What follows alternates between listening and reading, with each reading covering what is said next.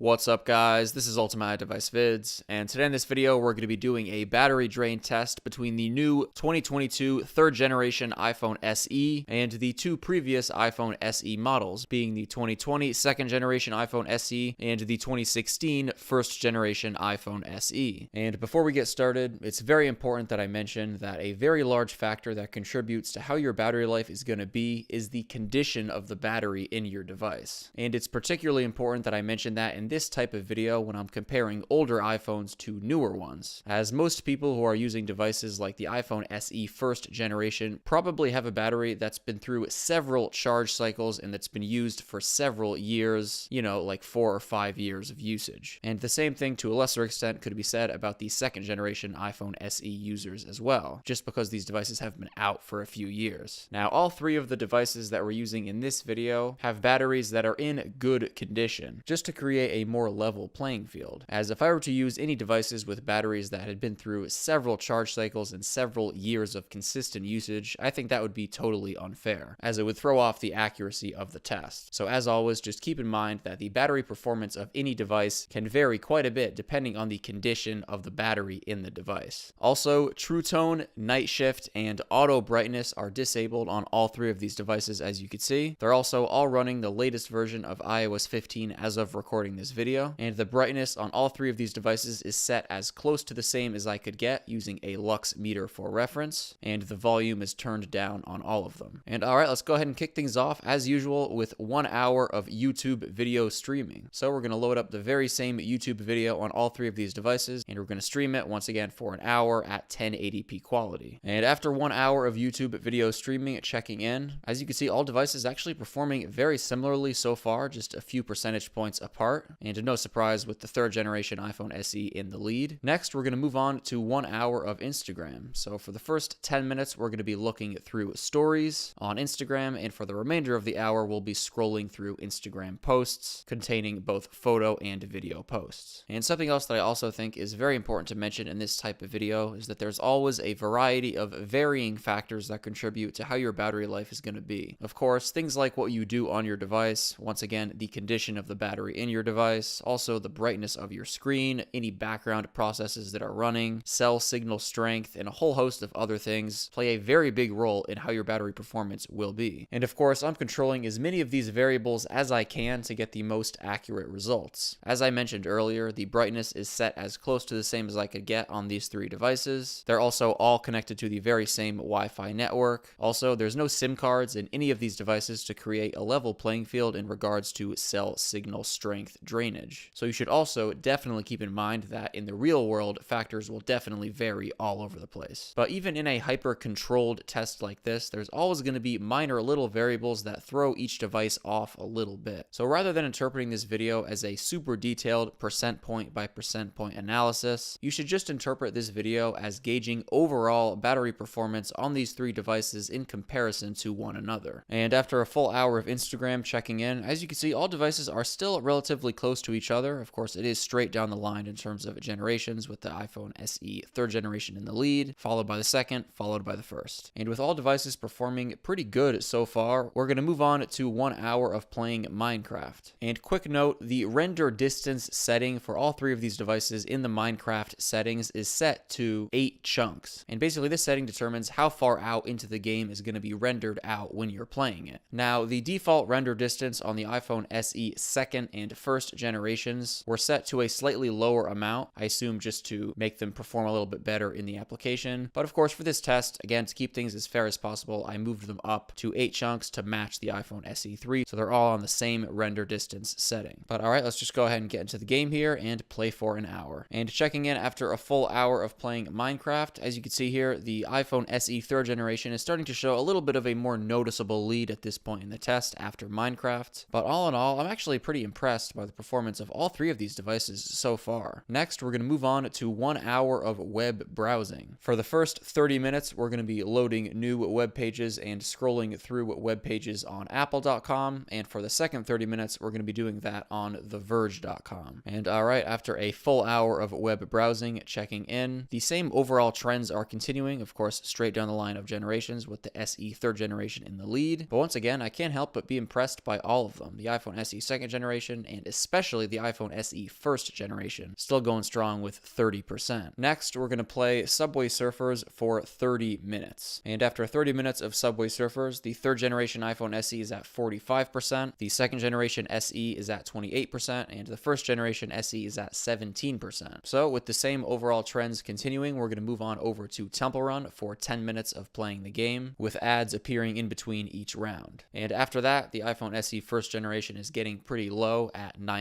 now, while the second and third generation iPhone SEs continue to go strong, of course with that third generation in the lead. Next, we're going to head on over to PUBG for 1 hour of playing the game. And similar to what I mentioned with Minecraft, I set the graphics and frame rate settings for PUBG to the exact same on all three of these, being HD for graphics and high for the frame rate. Once again, on the iPhone SE second generation and first generation, they were set to lower amounts by default. But again, I just want to make this as even as possible. So again, they're all set to the high and HD, just like the iPhone SE third generation was set as default. But all right, let's just go ahead and get into a match and play for 1 hour. And 5 hours and 1 minute into the test, the iPhone SE first generation dies. And just about 25 minutes later, the iPhone SE second generation also dies at 5 hours and 26 minutes into the test. And with the iPhone SE third generation being the only one left standing, we're going to go ahead and close out the remainder of this hour of PUBG. This leaves the iPhone SE third generation with 20%. So pretty impressive performance on the iPhone SE third generation so far. And with the first round of the battery test complete, we're going to head back to YouTube for another hour of video streaming. Once again, the exact same video, 1080p quality for another hour. And checking in, this leaves the iPhone SE third generation with 10%. So we'll move on to our second scheduled hour of Instagram. Once again, for the first 10 minutes, we'll be looking through stories, and for the remainder of the hour, we'll be scrolling through posts. And checking in after the second hour of Instagram, the iPhone SE third generation has 1% remaining. So we're going to head over to Minecraft for our second scheduled hour, and 7 hours and 48 minutes into the test, the iPhone SE third generation dies. And there you guys have it for the final results. Personally, I came away from these results being very impressed on account of all three of these devices. And I just want to mention once again, this is a hyper-controlled test environment, so you should definitely keep in mind that in the real world, of course, things will vary all over the place. And again, the condition of the battery in your device is also another very important factor that determines how your battery life is going to be, and of course also just how you use your device. But alright everybody, that just about wraps it up for this video. If you guys use any of these devices, let me know down below in the comments section how the battery performance has been for you. Thank you guys so much for watching this video, and I'll catch you in the next one.